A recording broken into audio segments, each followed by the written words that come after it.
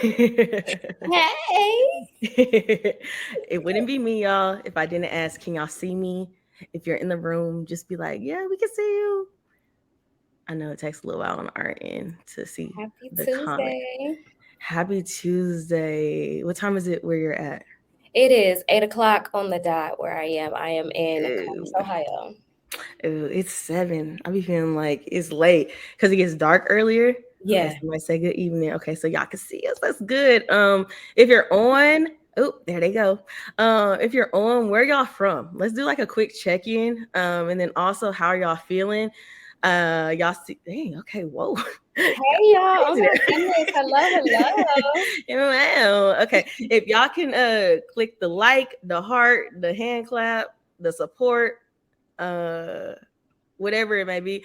How you feeling? I just want to check in with y'all real quick. I know Ambrielle, you're in Ohio. I'm in Texas. What's the weather like there? The weather is kind of gloomy today. It was foggy this morning. It's been raining all day. Like, I just want some sun.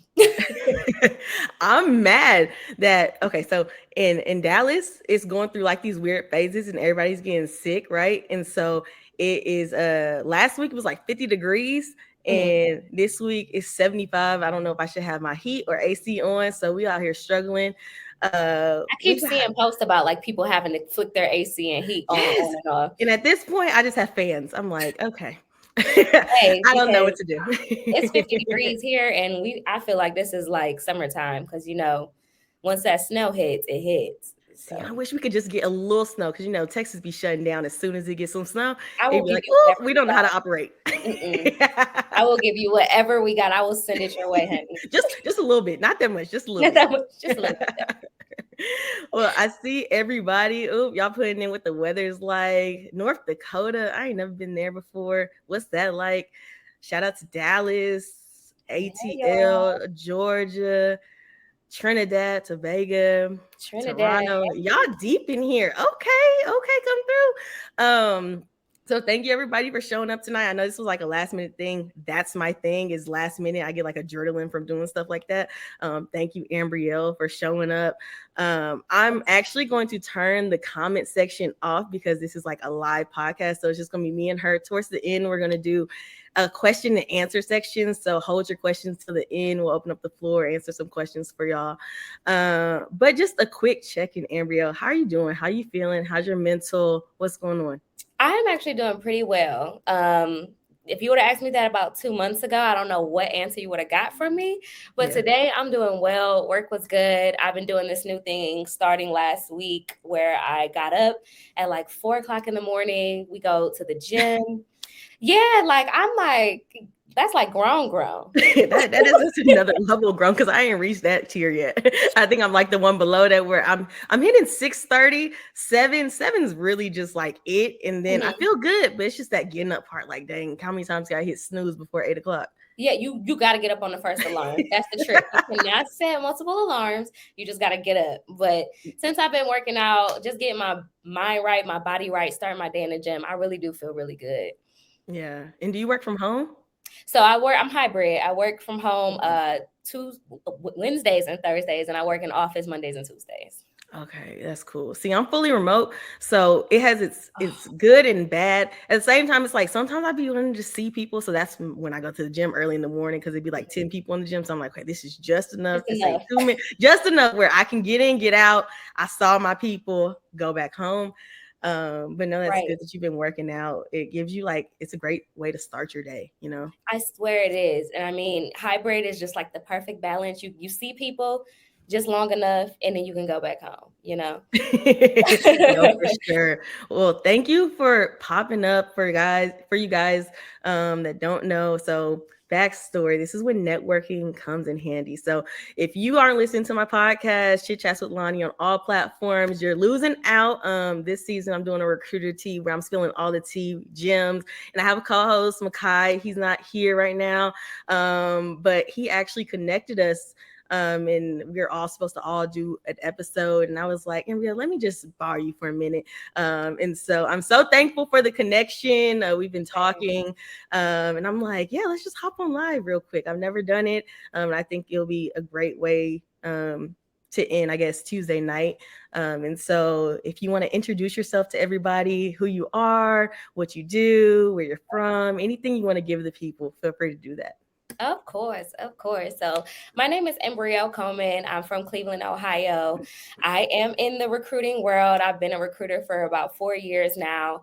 Um, Man, in my spare time when I'm not recruiting, I feel like, I work a lot, but I'm also a podcaster. I have a podcast. I actually have two podcasts.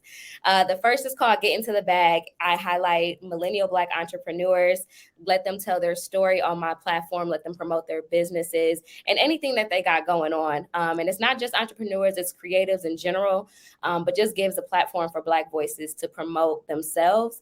That streams live Tuesdays at 7 p.m. from Instagram, Facebook, and YouTube. So you can subscribe to that YouTube channel. That's Getting No G with the two to the bag. And follow me on Instagram. And then my other podcast is not so much as a professional platform. It's called Better Ask Bam. I call it that because I am like the advice friend. Like people always come to me to know my thoughts and what I think. So the whole podcast is about, dating, relationships, self-care, everything that we go through in our 20s. And I'm giving my best advice on it. And stream that on all streaming platforms. And y'all heard that here first. Okay. Shameless plug.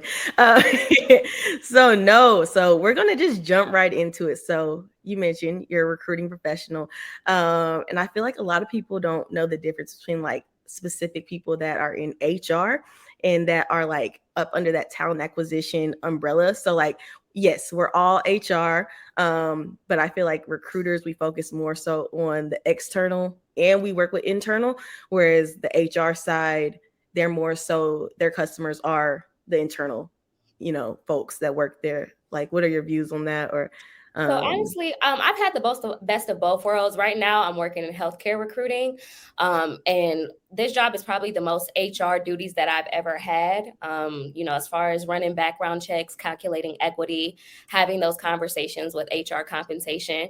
Like I feel like it's really like 70% HR, 30% recruiting.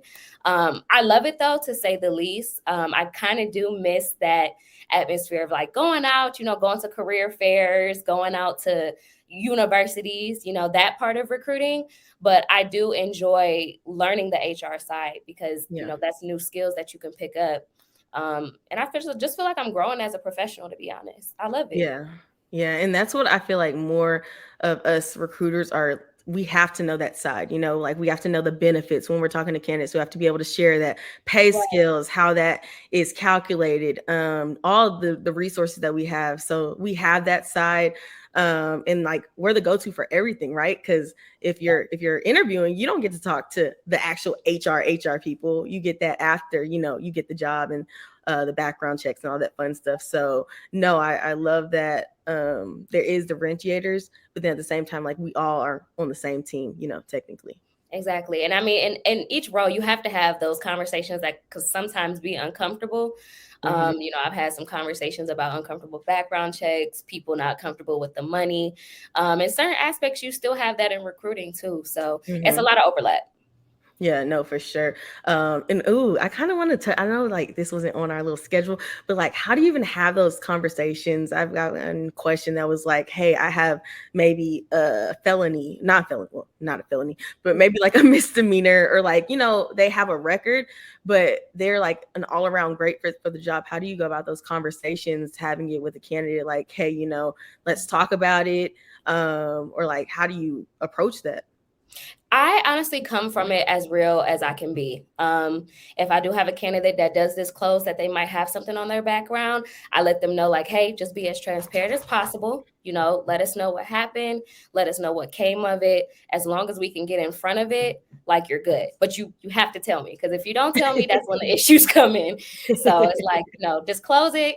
A lot of people think that, not disclosing that stuff, will help them. But if you work for, a hospital, I work for pediatric hospital, background checks go back since birth. So I mean, if you have something on there, it's Yeah. better to just speak up and get in front of it. Yeah, no, I totally agree. And I think that's like, as a recruiter, we have to have that transparency. I Right. think there's something new in this season that we're in. A lot of stuff is going on. So it's like candidates are just wanting to know the real deal. They don't want that fake, like our culture is happy go lucky. They want to know like what is this like? What is the company like? What's the pay like? Like they just want to get straight to the point. Right. And like speaking of the season, it's the holiday season, right? We're recruiting.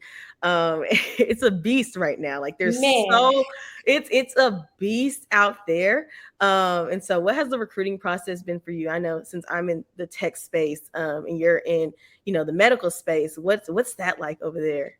So I can say that the medical space, specifically in hospitals, we're always recruiting because since COVID, hospitals have been extremely short staffed. And I mean, I think that's nationwide.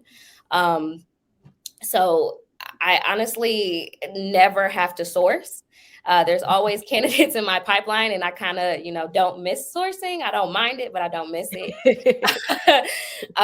But yeah, the candidates, just kind of come to us. We let them know the benefits that you're getting working for a company like this, and making sure that we are as knowledgeable as we can be answering those questions. Because I honestly hate pointing people in different directions. Yeah. I like being able to answer those questions for the candidates, and that's how you build that transparency and honestly that relationship, bringing them on board. So Yeah. but yeah, definitely we're hiring. We're hiring. And that's what I'm saying, like more so on the tech side, is like it's a lot of slowdown, right? So I know for my Yeah. company, I'm not going to say we stopped hiring because we never stop. We're always going. But I think like companies are getting very strategic when it comes to end of the year. So like the companies that have done mass hiring towards like Q1, Q2, Q3, and they're figuring out like, oh crap, budget is slim to none, or we have all this talent going through interviews, but we have no budget. We may have to start them Q1 or this, that, and the other. And that's something that I really have been trying to like push towards on LinkedIn and these platforms. Is like, it's not that somebody may be ghosting you. Like, first of all, you got to take into consideration, if you've applied to any of these big tech companies and you think you've been ghosted, there could be multiple reasons why they haven't gone back. That recruiter could have gotten laid off. That Exactly. recruiter could be on PTO. That recruiter could be on maternity leave. That there's so many different things that are behind the scenes that people don't see. I know, like I said, for my company, like we're slowing down, but we're not stopping. And I'm super transparent once again with all of my candidates. I'm like, hey, we have this role open. I'm building a pipeline. I know we have, we're going to start hiring again for this role, or this role has been pushed back to Q1, but that doesn't mean that we're no longer going to need you. And just keeping that space open. Like, I want it to be open communication. If anything pops up on your end, let me know. If anything changes, let me know. And just keeping that two-way street so there's never any surprises. I don't like surprises. Yeah, I'm not a fan either. And I think it's really interesting that you say, being on that side of, you don't know what's going on in the recruiter's life. You don't know what the company is going through. But, we chatted about this offline. I had just experienced a layoff not too long ago. So I was on the other side of that. And, it really is hard to think like that. Yeah. When, you're the one being laid off. Yeah. So it's definitely, you do have to be somewhat understanding about what's going on in other people's lives. And, you seeing layoffs all the time on LinkedIn. It makes me sad, but also, I mean, if you're on the other side of that, that's not the best feeling either. Yeah. And even like hearing those stories of Yeah. like, I've talked to Oh, candidates, and I be trying not to get emotional. I'll be like walking around my house like, okay, no, we thugging this out. And like yeah. just hearing some of the stories that you're like, wow, this person has a family, this person has rent due on the first just passing, just thinking about the people that were just laid off from certain companies.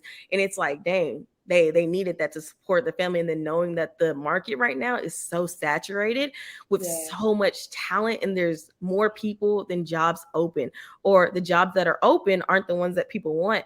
And that's another Like conversation. settling, yeah.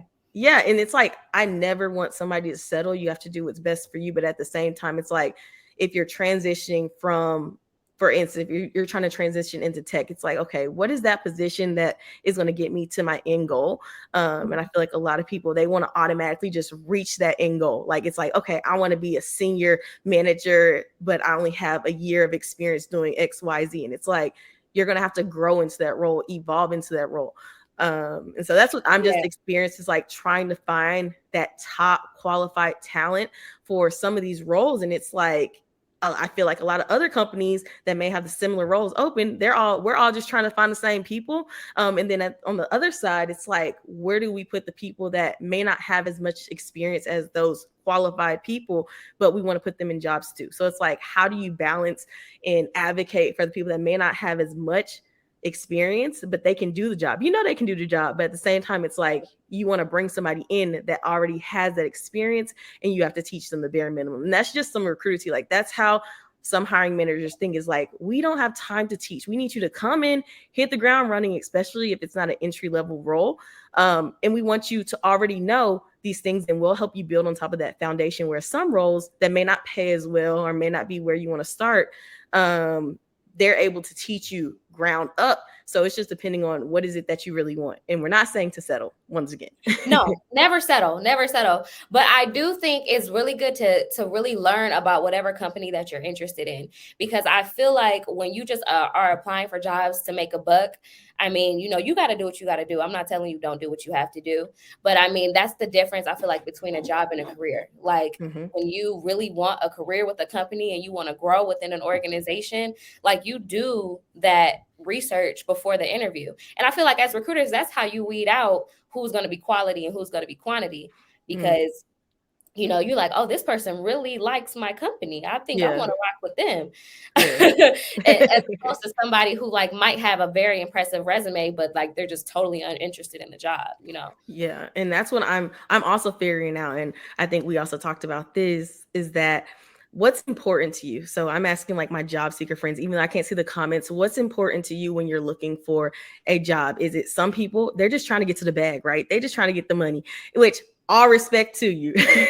And then there's the people that I want to work. And then there's the people that just want to work from home. Respect to you, right? But the remote jobs, they're out there, but it just depends on the company. I know there's companies telling people to go back to work, right? So you got to look at that. Do you want work and life balance? Do you want stability? I know that for me, that's what's top of my list right now, is stability. Because if you don't have stability, everything else on that list no longer matters, because you're not going to be there for long, right?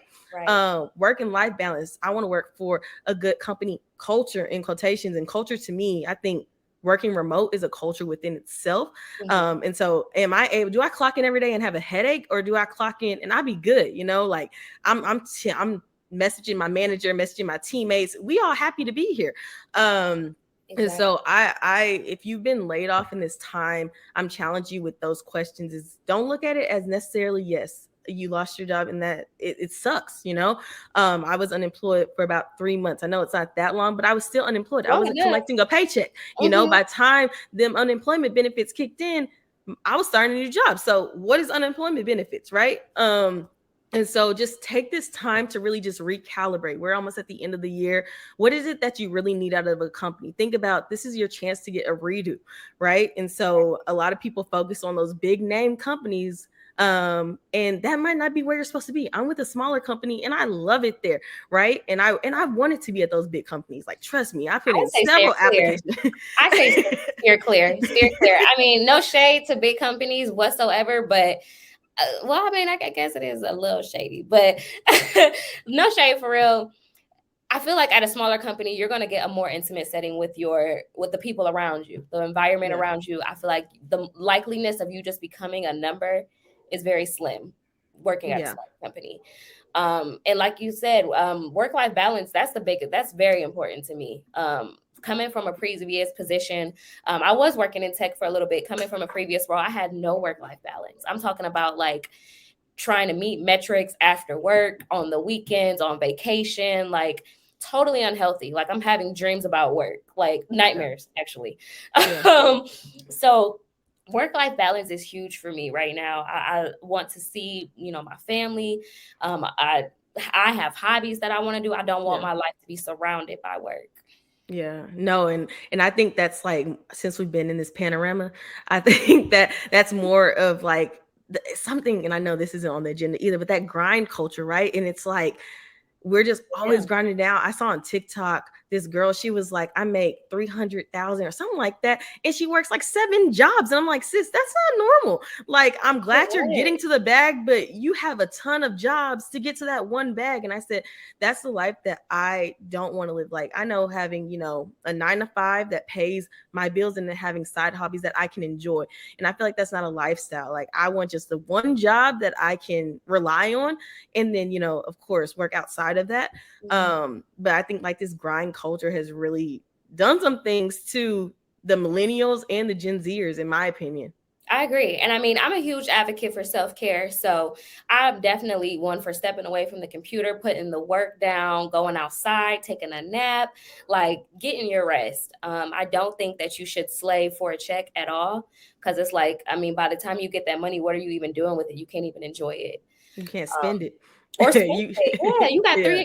$300,000 just sitting there. No, it's a no for me. That's what I'm like. I'm good over here. I'm happy. I'm able to pay Yeah. my bills. I got a little side money if I want to travel. Like, we good over here. But Yes. that's another thing, is like, don't let that job consume you. Don't let it take over you. Because at the end of the day, if something happens to you, that job posting is gonna be up the next day to fill your spot. So Hmm.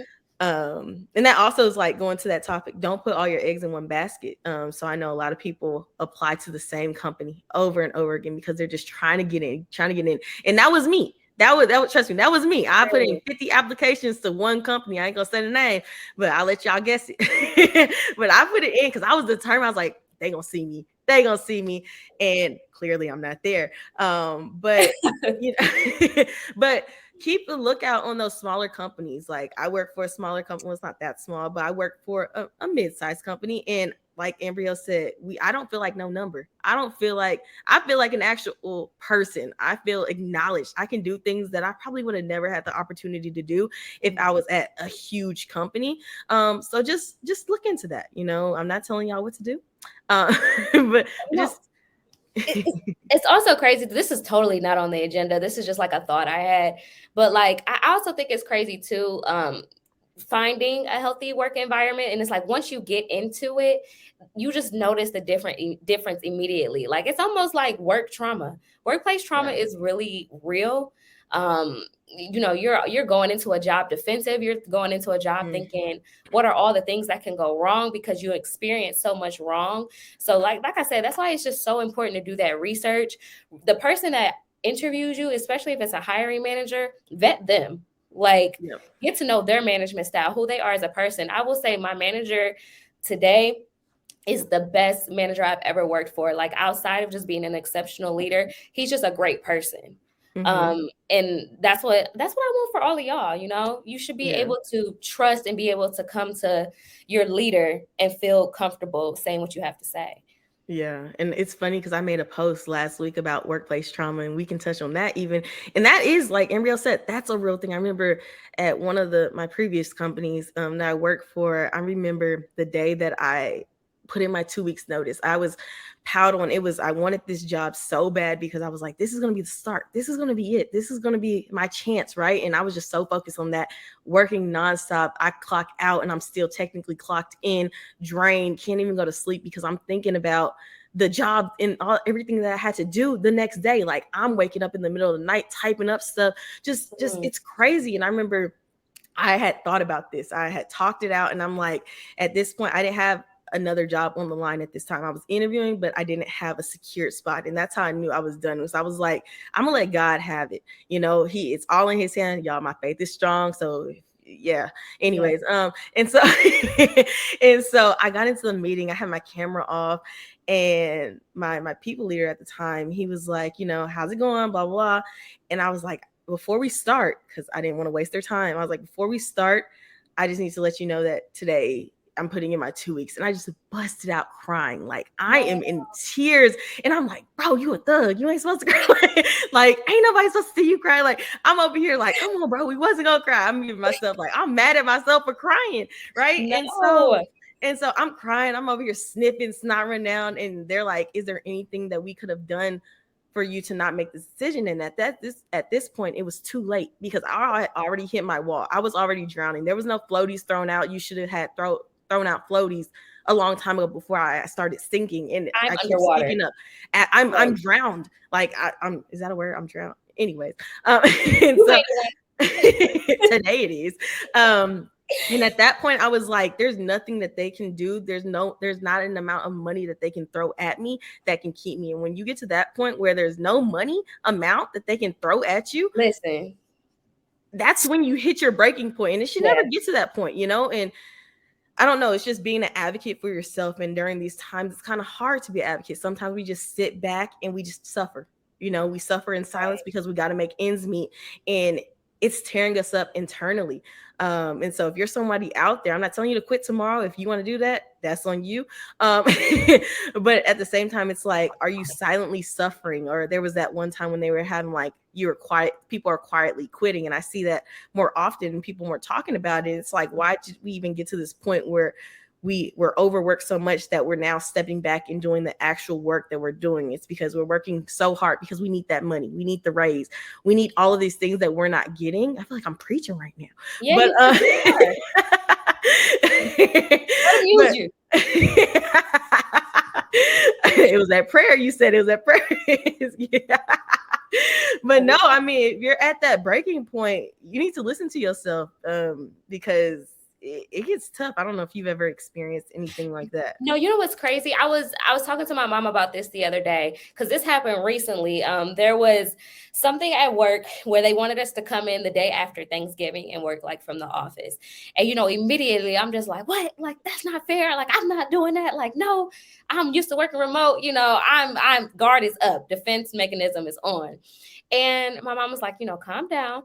Just reach out to your manager, let him know, like, maybe you won't be able to come in. So I'm like, yeah, you're right. I can't come. And, he gave me a call. I sent him this really nice worded email like, hey, I know the expectation is to be in office. I would like to be at home with my family, so I won't be in office.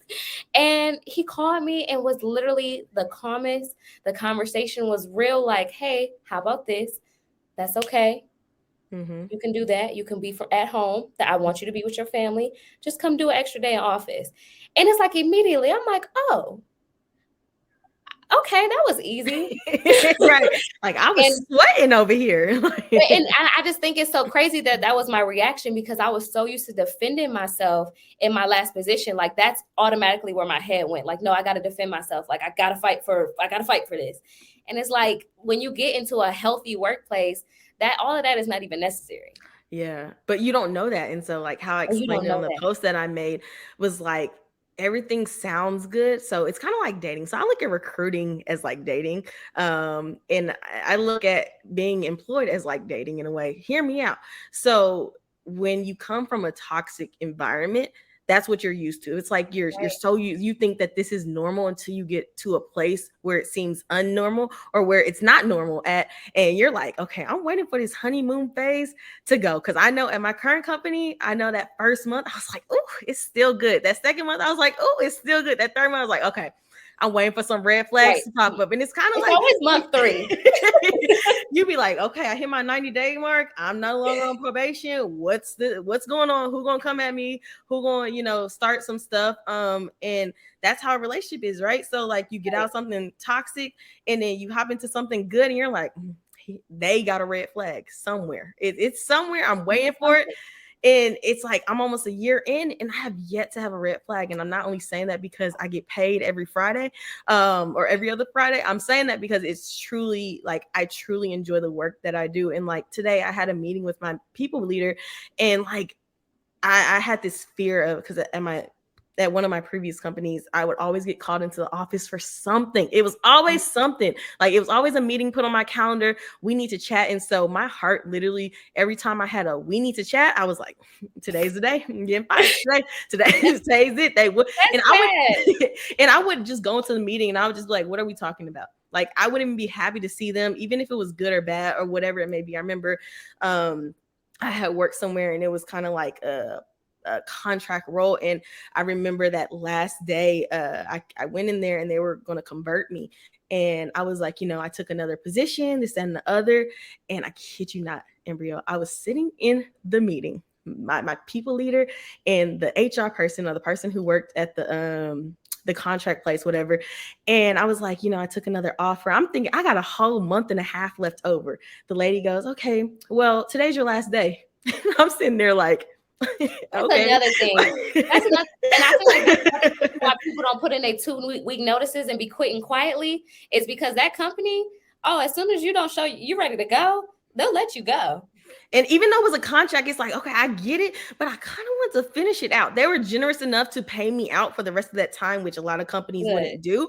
But at the same time, it's like, so now every time after that meeting, every meeting going forth, I just thought I'm getting fired. And so today I had a meeting with my people leaders, and it was just one of those meetings where it was like, you're doing good. It was reassuring. And I think if more people leaders had that management style, to just check in with your employees, especially during these times, it's holidays, it's real crazy right now. Check in with them, see how they're doing, see how they're feeling. Remember that they're human. Where would you would want the same thing done for you if you were on, that side? And so I think it's just having those people leader skills. And there's a difference between a people leader and a manager. Yes, one-on-ones is crucial. I'm a strong advocate for managers holding one-on-ones, because I mean, aside from you getting whatever skills or whatever feedback, whether it's positive or constructive criticism, that's your time to like have those moments with them. So I hope that y'all have leaders, that y'all have leaders in y'all corners that y'all can talk to. Then if you don't feel that way, then that's when you need to start reevaluating, Hmm. or get like a mentor within the organization. That was my goal. And my current company is like, I need a mentor. Like, get somebody outside of your team that you can just talk to. Yeah. Somebody that can advocate for you. And I remember when I went to Abrotech, we had like this team meeting, and we talked about like the difference between having like a sponsor, having a mentor, and having, was it an advocate? I think. But they're all like three. I think that's what it is. Um, and like just having those people that you can just go to for certain things, because you need that outlet, and you can't tell everybody on your team everything, because at the end of the day, that is your team and you work directly with them. So if you don't have that, I would strongly recommend like making those connections with somebody. Just having one-on-one chats. I do that often with just people from the company I work for. I'll just put time on the calendar. We'll just have weekend conversation, like, hey, what you do this weekend? What are you cooking for dinner? Just stepping outside, stepping off the clock really quick, and just remembering, like, let's just breathe. Let's just have a venting session. I have a ventor. A mentor. I love that. I love that. Do you have any, like, or like, what's your take on like Oh having a yeah, mentor, or having I somebody? absolutely agree. And I it's funny because I tend to be like the person that I just kind of come to work. I want to do my job. I want to do it well, and I want to go home and enjoy my life. Yeah. So I am not quick to make workplace friends. I think that's also working. In past positions where that didn't go so well for me. So I'm not quick to reach out to people or speak to people, but I'm noticing that the more that I do that, and the more that I do try to put myself out there and at least have, good morning conversations. How was your weekend? The more comfortable I feel coming to work. Like, I really do Yeah. feel like I'm just not confined to my office. Yeah. I do have a mentor. I'm so sad because she actually got promoted to a different role in a different department. So she's gone, but her like junior is like now my mentor. So yeah, we definitely are creating like a camaraderie within the office, Hmm. which is something I ain't gonna say I've never had before, because I've had friends like in other positions, but this just feels different. Yeah. And that's something, that's how like you picked the right place, or that season right now, that's the right Yeah, place for you.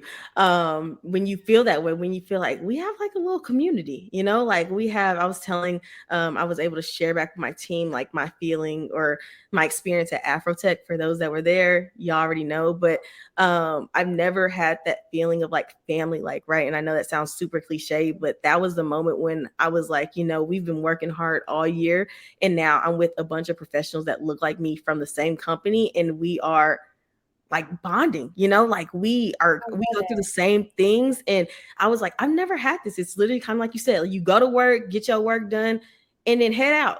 Like, why am I making friends with y'all? Because I'm just here for the check. I'm just here for the bag. Um, but yeah, that's something very, it's a different experience, and it's something It that you want is. to hold on to. It is. It's definitely special. I mean, and you don't get that at every company. So that is something to cherish when you really have like a connection with your coworkers, and like not even anything like weird or anything petty, like something that you all can come to each other and really just vent. I love that. You can't, that Yeah. you just don't find that everywhere. Yeah, no, for sure. And how do you feel about like sticking with the company? Like there's been a lot of, I blame TikTok for everything, honestly. When it comes to like job hopping, or how do you feel about that? Like if you're at a secured place, or if you feel secure, because I feel like no place is secure. Every job I feel like is a contract because they can let you go as fast as they hired you, Mhm. in a way. And so like, how do you feel about like the job hopping topic? Listen, I feel I have two sides of this, because I have talked to people who I feel like they're just job hopping because they have a bad day.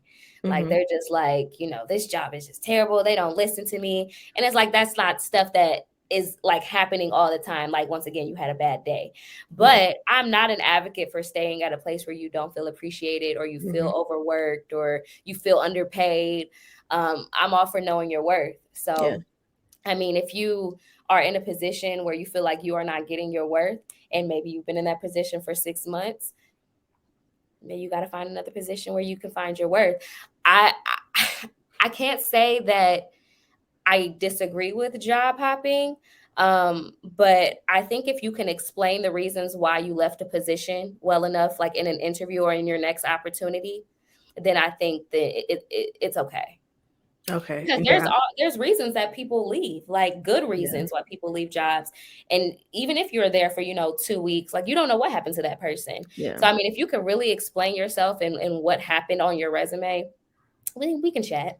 Yeah. And that's how I feel. Like I'm not on either end. I'm just not here for the job, like the ones, and I once again blame TikTok, is chasing the bag, right? And so you're going from company to company to get higher pay. And there can be debate about this all day long. I'm not the one to debate about it. Um, but I think that, like, kind of like you said, if you're moving to another role that is career growth and you can see yourself, I don't even want to say staying in that place, because I don't think anybody should stay anywhere where they're unhappy, where they feel complacent, all of those things. But if you're somewhere good, be careful, because the grass may not be greener on the other side. And I always like Right, to say the grass is the same everywhere. It's just what type of grass are you about to land in, and what's in the grass that could be different. So that's it's picking your poison. And so if you are one of the ones that's like, I'm gonna do a year here and then I'm gonna head out, that's great for you, but make sure that next head out is the best head out, because you never know, you may have left something that you thought was the worst, or you needed more out of it, when you could have just had a conversation. Or maybe you had the conversation and you could have done other things before you just took that next step right. somewhere else, because now you're on the job market because you thought that next step was going to be your better step, and it was actually worse than the step before.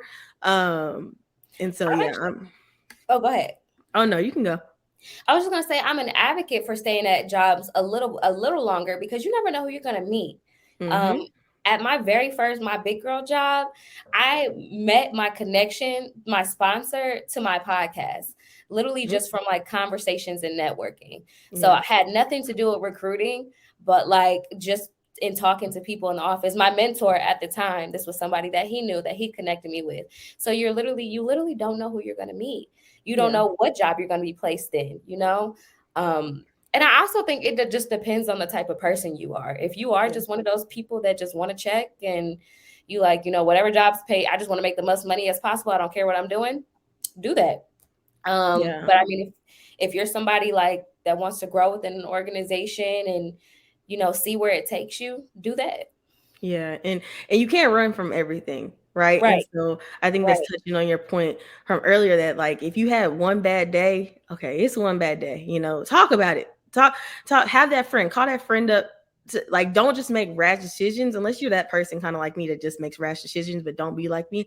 uh, but actually think about that, like, what I'm doing logical, right? Like, Right. could I potentially wait this out, potentially, and it's not harming me, it's not harming anybody, my mental is still there, can I wait this out, can I possibly look for another position?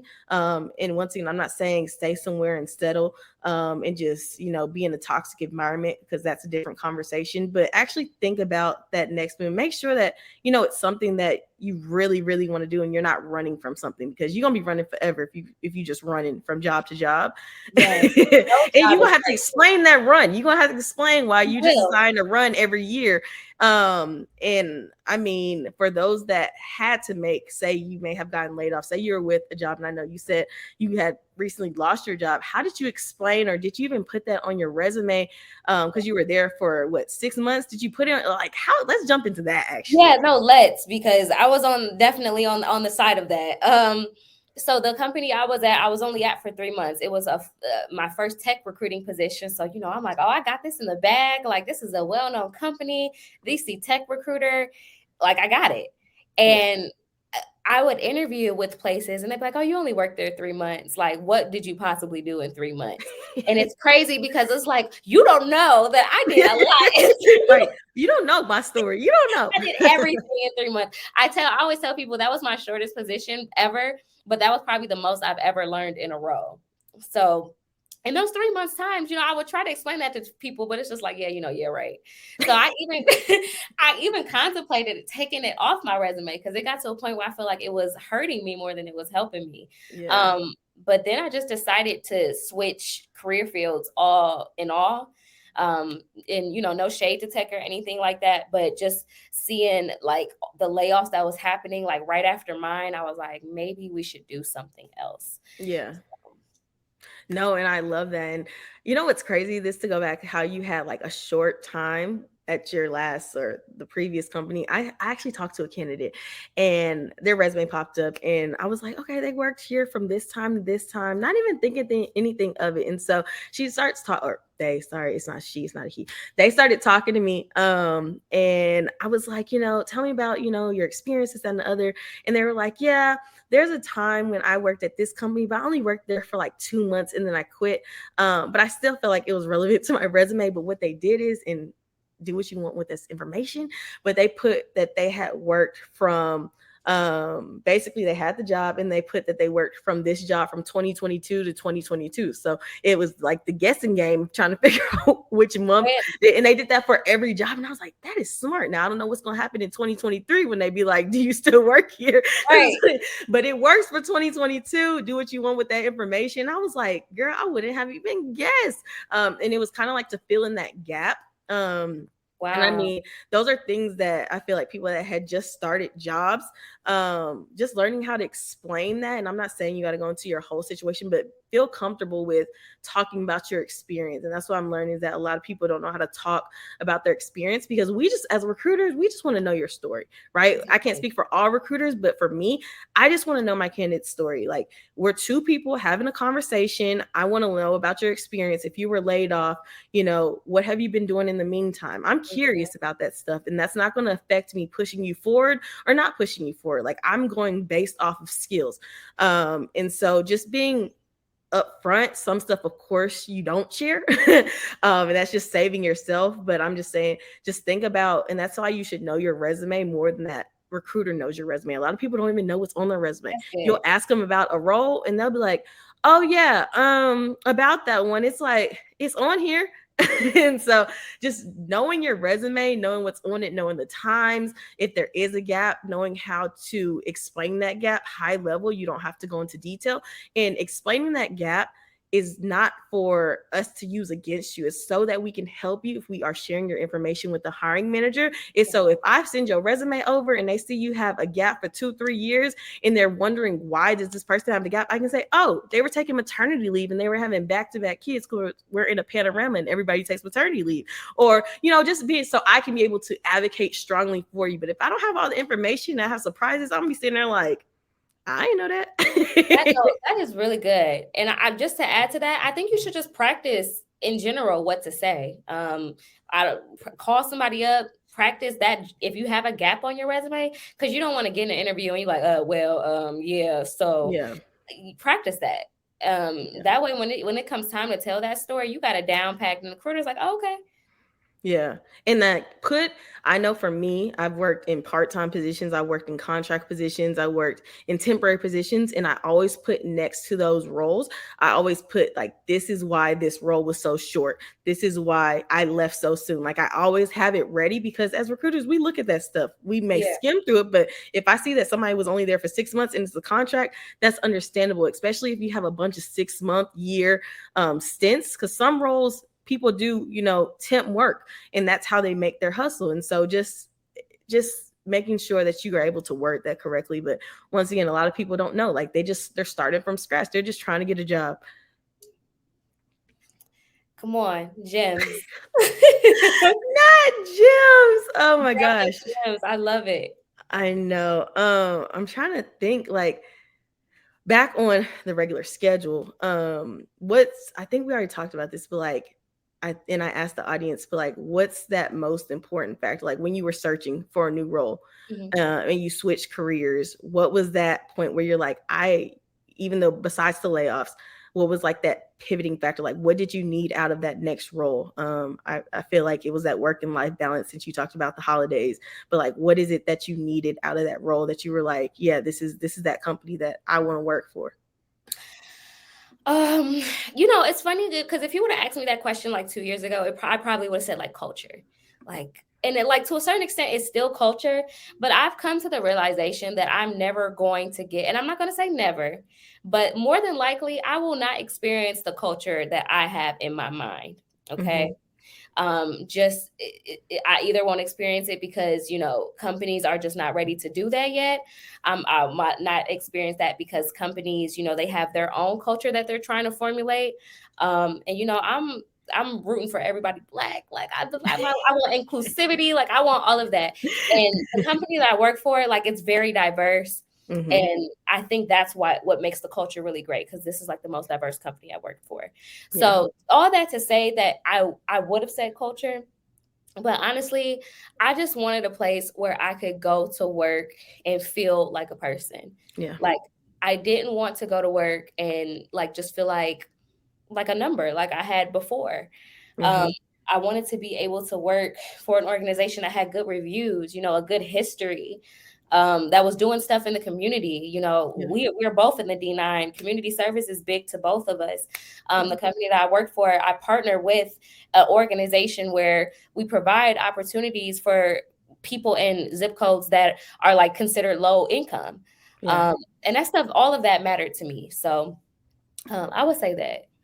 Yeah. And that's kind of what I was on is, and I just want to piggyback off you on the seeing people that look like me, right?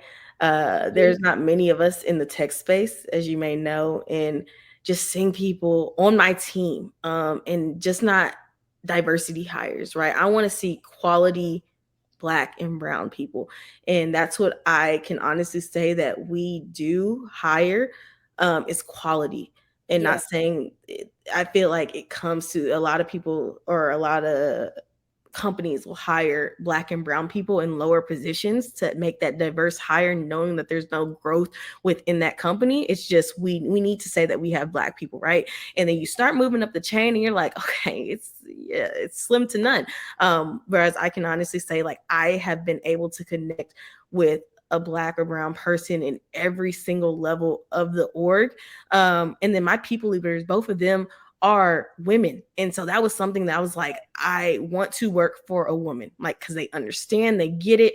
And I got two of them, right? And it's one of those things where it's like, it's a different type of feeling. It's like a warm feeling. It's like that, like, Yes. they understand like what I'm going through today. They care about my mental health. Like, and that was another thing, is like, I remember my first mental health day, my team could tell I just wasn't the person that I usually am. And my manager pinged me and was like, what's going on? Like, what? And I told her the situation. She's like, take the day off. Like, you need to Wow. just relax. And that's something that I'm not used. I'm used to, just pushing through. And especially as Black women, this might push us over time, but as Black women, I feel like we internalize so much of our feelings. Oh, Black people that's in a whole general. nother That's episode. why I said we gonna do a little bit of this, but we internalize so much because we have this. We're taught to not show our feelings. I know at a young age I was taught not to cry. Both my parents are in the military, and it's one of those things where it's like, don't show emotion because showing emotion is a sign of weakness. It's like, no, I go to therapy now, and showing emotion is because I have feelings and because I have a heart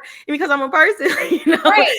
And, and so Right. now it's like, I go into these rooms and I'm like, just because your voice may be high pitched or just because you may be passionate about something, that does not mean that you're being aggressive. That does not mean that you're coming for somebody. It means that you just have something to say, right? And so I think like just being able to be in those rooms and not being judged for who I am, the color of my skin, this and being the person, like being my true authentic self. And I feel like once again, as Black people, we code switch a lot, and I don't code switch for nothing. Like I can go into my meeting and be like, man, that was shady. Like I can say stuff like that, and my team will just literally like laugh, and they'd be like, yo, that was shady, stuff like things like that. And I feel like that's something that I wish that a lot more people could do, especially a lot more people that are in higher up positions could feel like they can be their true authentic self while still being in a position of power.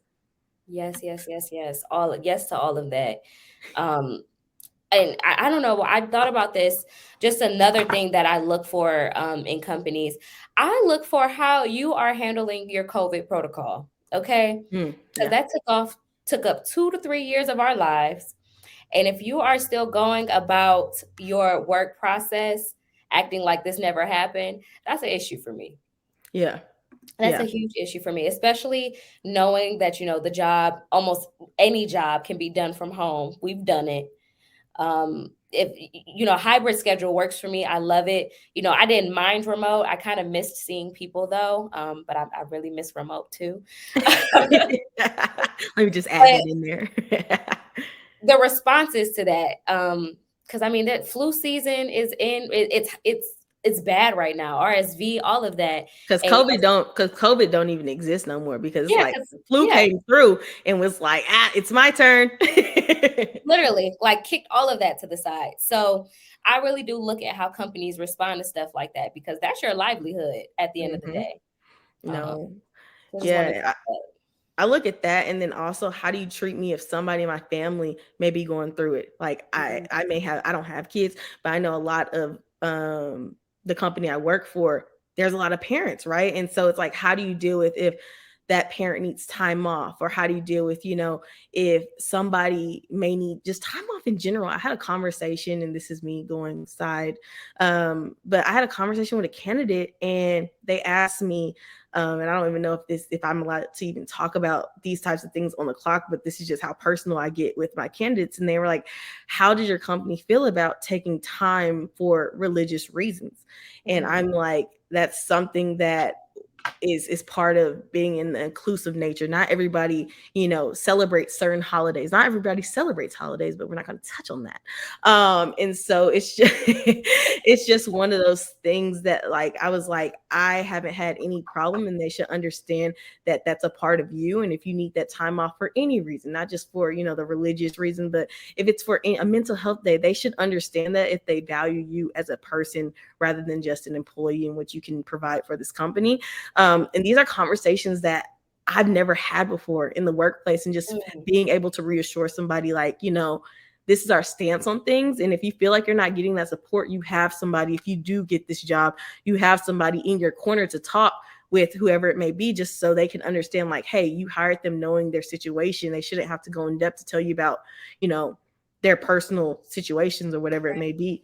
And that's also like the vaccination thing. At one point, we had to talk about that, and that was an uncomfortable conversation, right? And you work in healthcare, so you already know about Yeah. those conversations. And it was one of those things where I needed to work for a company that was flexible. I'm being very wise and particular about my words, but that was flexible when it came to things like that, because there's some things that I just, yeah. And so that was another thing, is like, okay, I don't have to do these things to work here. And that's, I feel like a lot more companies should feel that way. I get like, there's that sensitivity when it comes to going into the office, but then that's where you should offer remote work. There's people that have disabilities, people that can't work remote after the pandemic, people that are traumatized from the workplace from everything that has happened and going on in the world. Some people just don't feel comfortable going into these. Some people have small kids and can't go to work because they feel like they're going to bring back home something. Like there's so many situations that go on. And I feel like as time continues, a lot of things are going to change when it comes to the workplace. When you say mental health days, it's actually crazy. I think I'm more of an advocate for mental health days for remote workers, because working remote, I mean, you don't even realize, I mean, you probably do realize how much you're in your house. And like Mm-hmm. after work, you're tired, so you still are in your house. Yeah. And that's exhausting. And it's especially if it's just you. I'm all for mental health days in general, but I really think for remote workers it's needed. Yeah. No, that this topic, I feel like we could do um a second session. And as I promised y'all, I ain't been really looking at the comments, but this is your time. I want to spend, if you're okay with that, Ambrielle, I know it's like Oh almost yeah. 9 there. If you guys, this is your chance to put your questions in the comment section. We're gonna do a few. And yeah, this is your time to shine. I'm looking at it, so be patient with me, please. And I'll try and see if I can put the question on the screen because I know y'all had some earlier. Um, we can wait Part for a two. minute. Okay. They want a part two, girl. Part two, girl, y'all gonna have to go subscribe on my podcast to get that part two because y'all ain't, some of y'all ain't faithful. Y'all should have been subscribed. Chit Chats with Lonni on all platforms. You heard her. You heard it. You heard it here first. I'm giving y'all about 30 seconds for questions. If not, I'm all for giving time back. I love that. I'm gonna give y'all some time back. Let me see, because I know it takes a while I to. really appreciate all the interaction though. I love it. Yes. What are 3 recruiter pet peeves? What are my icks? Oh boy. um. Oh, you want to go? Oh, you okay? I'll start. Oh man, off the top of the dome. Okay, my first recruiter pet peeve is um when people don't answer interviews or calls when they don't show up. Because the way I book my interviews, you literally have to book your time with me, and it's through Calendly. If it doesn't work for you, you can reschedule. But my pet peeve is when people schedule with me, I call them, and then that I never hear from them again. um I also think a pet peeve of mine is, oh boy, let's ping pong it. Like I'll do one, you do Oh, one. my ick. I think, yeah, kind of that. And there's always going to be somebody saying, like, well, recruiters stand people. I ain't that recruiter, right? Yeah. So I may be a couple minutes late, but I have a good reason why. And I'm still going to call you. And I'm going to explain, and I'm going to go into my next meeting, which is probably bad etiquette, but I'm going to give you your whole 30 minutes if I'm late. And so I think one of mine is asking right off top, pay Hmm. and remote. Now, hear me out, y'all, because y'all gonna cancel me after I say this, but and Don't I do don't it. want to get canceled just yet. But I think first the remote work, because it's like if you're applying for a role, yes, that is top of the line, but I want to know that you're interested in the role and not just where you can work from for this role. Let's talk about if you're being qualified for the role before you just go dive into, is it remote? And then salary wise, if I reach out to you, I expect you to ask for a salary. But if we're talking about the discussion and I ask you, and the first thing you ask within the first 5 minutes is, what's the salary? It's like, hi, how are you doing today? Good. That's great. Do Yes, I you want to care move you about to the this next. job? Do you care? And so like I want genuine interested people that want to be at the company. I'm not saying you got to stay here for the next 10, 12 years, but I want people that are actually interested in the company. And I give pay transparency. So that's gonna be something that's on my list when I, at the end, before I even ask you if you have questions, I'm gonna tell you what that range is and ask you if you're okay before I even decide to move you forward. Because at that point, now the ball's in your court and you can tell me if you're ready to move forward, or if no, that's not going to work for you. So I'm gonna always disclose that. That's just me. And so just being genuinely interested in the role rather than the other things, which are important, but those things will come. I Mhm. think that was That's I good. guess that was one. I would say just another quick one. Um, people interviewing for multiple positions within the same company. At the hospital, that is very easy to do. It's a very huge place. People apply for about 50 jobs within the hospital. So nothing is more frustrating than interviewing somebody. You like the candidate, they move forward, it's an offer on the table, and they're like, oh, I was interviewing with this person, I'm going to take this offer. It's Yeah. like, okay. No, So it's like, and that's transparency on the candidate. And a lot of candidates, they don't think anything of it. But I know there has been times when I went into our candidate portal and I'm like, dang, you're in, final rounds or something like that for this role.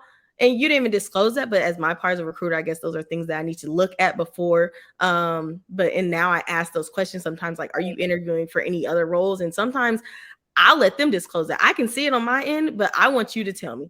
And then if you don't tell me, I'm gonna be like, I might touch up, because that means that the recruiter maybe didn't update your information, just to make sure that we're not playing competition within the same company, because nobody likes to do that.